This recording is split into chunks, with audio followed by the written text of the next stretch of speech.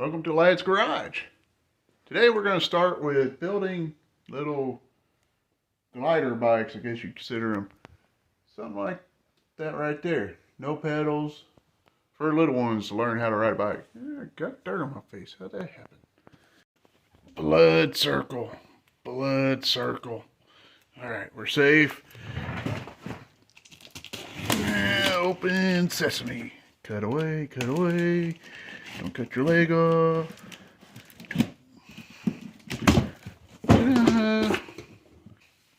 All your destructions. You've got a little line to cut it off at. We ain't worried about that. Ooh, imagine that. Blue for Daniel. Daniel likes blue. So we're going to take all this out of here. See. Up there. Wheel. What's nice is the front fork and wheels already set up, so that's one less thing we got to worry about. Frame, nice white, lightweight, plastic rear fork. Pretty simple design. Handlebars. And hardwares. If we can do this one-handed here. Fork, as far as I can tell, is pretty well easy. Go either direction. Put it in there. It's got stoppers on it, so when it's all together, they can't over-rotate and do bar spins or anything cool like that, but we can modify that later on if needed. Stay put there, boy. Alright, you got that. And what is neat about this, the nut for the bolt is actually in there, so we're going to put this in there like so, get that all lined up. Went ahead and put the bolt in the handlebar. It's got multiple holes so you can adjust it out. So it's on there. Now we're going to go ahead and put the rear wheel on here real quick, which is pretty somewhat simple. Put this in there. Just show you the hardware for this real quick, because it's going to be a little more difficult to try to do one-handed. So this is the shaft and bolt and all that goes across. Goes through like that. And then you got a spacer for each side to go in between the fork and wheel on both sides. So we're going to go ahead and mount her up. As you can see there, finished product, tightened down. Got your washer or spacers on it already. Next step, pretty simple setup. Your seat just goes right in like that. You got this fancy piece right here. So unscrew this. And a finished product.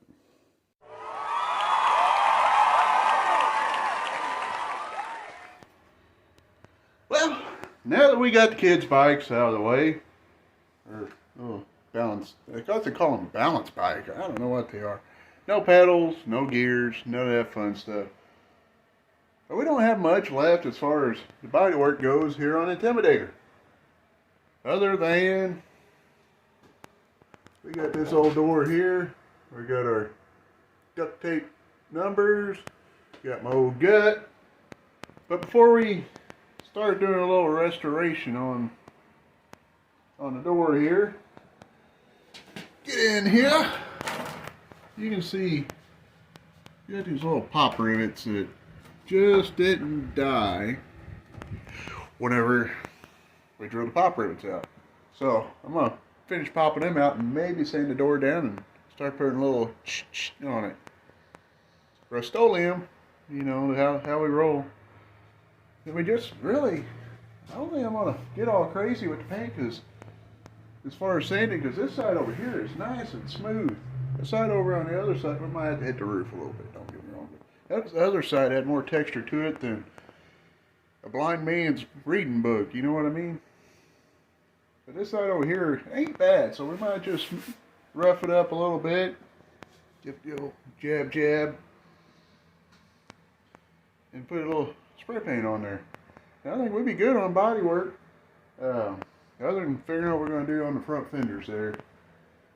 Haven't quite figured that out. Me and Jason need to get together. I need to get the car over there and finalize what our plans are there, but that's another project on its own, so we'll complete that project when it comes due. But right now we just need to get this main body part done, and we'll finish the rest later. So I'm gonna poke these holes out real quick and pop the door off, and we're probably gonna put a little bit of vibrating paper on it. So what we did here was got my favorite sander here. And we sanded all the rust spots off the door.